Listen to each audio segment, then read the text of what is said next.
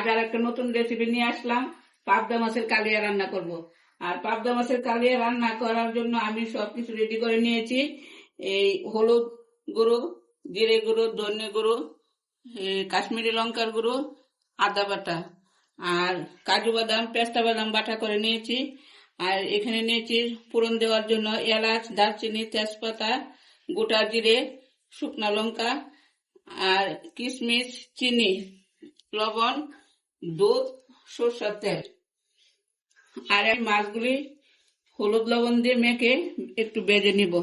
হলুদ লবণ সরষের তেল দিয়ে মাছগুলি মেখে তারপরে ভেজে নিব। হলুদ গুঁড়ো,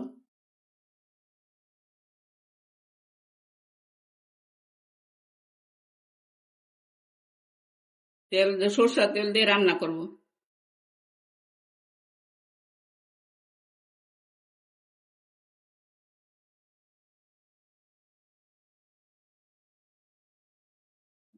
একবারে সব মাছ উঠে গেছে। সবগুলি মাছ আমি একইভাবে ভেজে নিয়েছি। এই যে খুব একটা কড়া করে বাজি নাই, হালকা ভেজে নিয়েছি।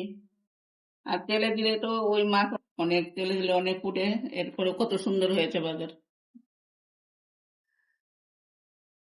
জল দিয়ে গুলিয়ে নিব মশলা, আদা বাটা রেখে দেব।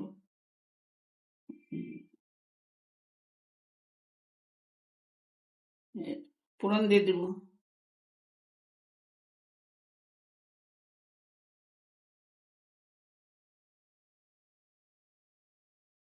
কিশমিশ আর চিনি,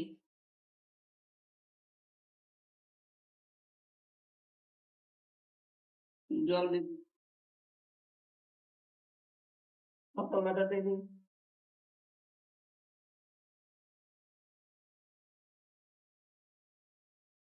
আদা, আদা বাটা,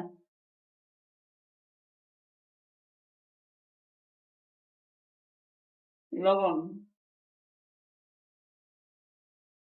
কাঁচা মরিচ,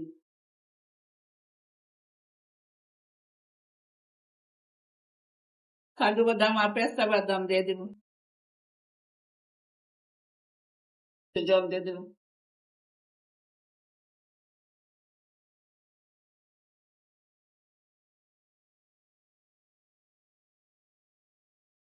গ্রেভিটা কত সুন্দর হয়েছে। আমি এটাতে কোনো পেঁয়াজ রসুন দিই নাই। পেঁয়াজ রসুন ছাড়া আমি খালি আজকে রান্না করব। আমি দুধ দিয়ে দেব।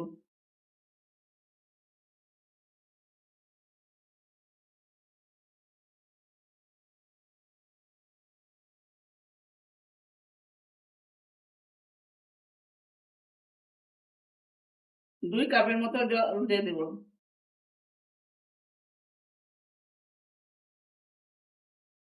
করে ফুটিয়ে নিব, নিয়ে তারপর মাছ দিয়ে দেব। জল, জল ফুটে গেছে। এই যে হালকা ভেজে রাখা মাছ দিয়ে দিব।